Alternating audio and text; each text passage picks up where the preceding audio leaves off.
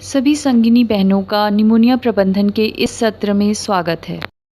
इस सत्र में हम बात करेंगे निमोनिया क्या है, निमोनिया के लक्षण क्या हैं, निमोनिया की पहचान और उसका वर्गीकरण कैसे करेंगे, निमोनिया होने पर प्रबंधन कैसे करेंगे और संदर्भन कब करेंगे, 2 माह से कम उम्र के शिशुओं में खतरे के क्या लक्षण हो सकते हैं, आशा एवं संगिनी की निमोनिया के प्रबंधन को लेकर क्या भूमिका समुदाय स्तर पर है, उसकी चर्चा हम लोग इस पूरे सत्र में करेंगे। संगिनी बहनों, आपके द्वारा लगभग 20,000 की जनसंख्या को स्वास्थ्य सेवाएं प्रदान करने में आशा के माध्यम से सहयोग किया जा रहा है। तो आपको पता होना चाहिए कि 1,000 की जनसंख्या में 5 वर्ष तक के प्रतिवर्ष लगभग 40 से 60 निमोनिया या खांसी जुकाम के बच्चे पाए जाते हैं।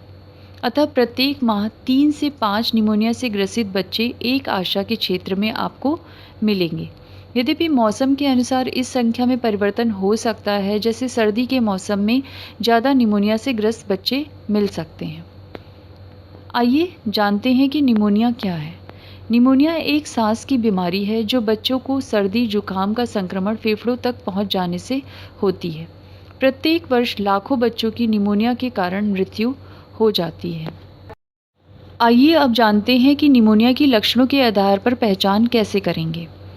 सबसे पहला लक्षण है कि सांस तेज चलना। यदि बच्चा 2 माह से 12 माह तक का है तो 50 या अधिक सांसें प्रति मिनट होने पर उसे तेज सांसें चलना कहेंगे। यदि बच्चा 12 माह से 5 वर्ष तक का है तो उसमें 40 या अधिक सांसें प्रति मिनट होने पर उसे तेज सांस चलना हम मानते हैं। इसी प्रकार दूसरा लक्षण है पसली चलना। यदि सांस अंदर खींचने के समय बच्चे की छाती का निचला हिस्सा अंदर धंसे तो इसे पसली चलना कहेंगे, जो कि गंभीर निमोनिया का लक्षण होता है। तीसरा मुख्य लक्षण निमोनिया का हो सकता है स्तनपान ना कर पाना या कुछ भी ना पी पाना।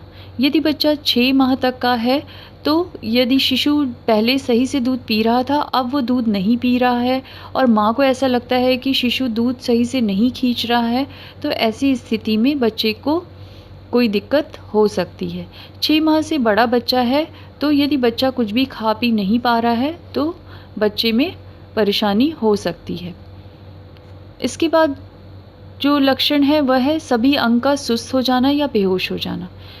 शिशु या बच्चा जो भी पहले चैतन्य या फुर्तीला था वह सुस्त हो जाए या उसकी गतिविधि में पहले से कमी आ जाए या बच्चा बेहोश हो जाए, तो ऐसी स्थिति में भी खतरे के लक्षण हो सकते हैं।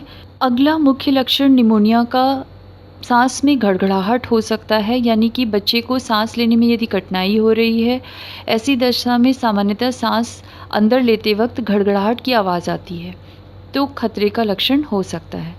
साथ ही यदि बच्चे को झटके आ रहे हैं, शरीर में ऐंठन है, आँखों की पुतलियाँ ऊपर चढ़ना, आँखों का बार बार फड़फड़ाना, होठों का फड़फड़ाना या लगातार एकटक घूरना, ऐसी स्थिति में बच्चे में निमोनिया का लक्षण हो सकते हैं।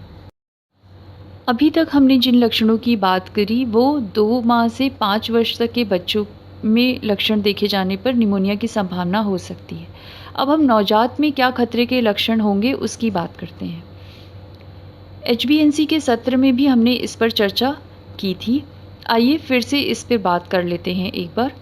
यदि बच्चा अत्यधिक रो रहा है या सुस्त हो जा रहा है, सब कुछ उल्टी कर दे रहा है या कुछ भी ठीक से नहीं पी पा रहा है, सांसें तेज चलना, यदि नवजात है तो यदि उसकी सांसें 60 प्रति मिनट या अधिक है तो खतरा हो सकता है।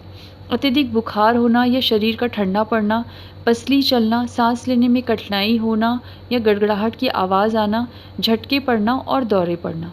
यदि इनमें से कोई भी खतरे के लक्षण दिखे तो इसका मतलब है कि बच्चे को गंभीर रूप से संक्रमण है। ऐसी हालत में बच्चे को तुरंत CHC PHC पर संदर्भित करें। अगर आशा के पास एमॉक्सिसिलिन है तो संदर्भन पूर्व एनम द्वारा वह खुराक दिलाई जाना सुनिश्चित अवश्य करवाएं।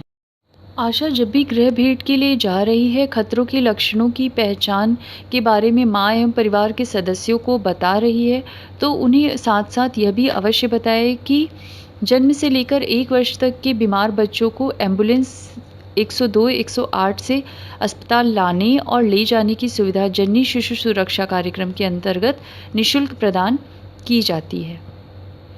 संगिनी बहनों, आपको यह भी बताना चाहेंगे कि सरकार की नई प्रोत्साहन राशि के अनुसार आपको अपने क्षेत्र भ्रमण के दौरान बीमार और अधिक जोखिम वाले शिशुओं, उनमें भी जो जन्म के समय 1800 ग्राम से कम वजन वाले हैं या एसएनसीयू से डिस्चार्ज शिशु हैं, उनका फॉलोअप करने के लिए अधिकतम रुपये 150 देय होगा। निमोनिया के लक्षणों के आधार पर इसे 3 भागों में बांटा जा सकता है। पहला है गंभीर निमोनिया, दूसरा सिर्फ निमोनिया और तीसरा है सामान्य सर्दी खांसी। गंभीर निमोनिया हम तब कहेंगे यदि बच्चे में जो हमने पहले लक्षणों की बात की थी,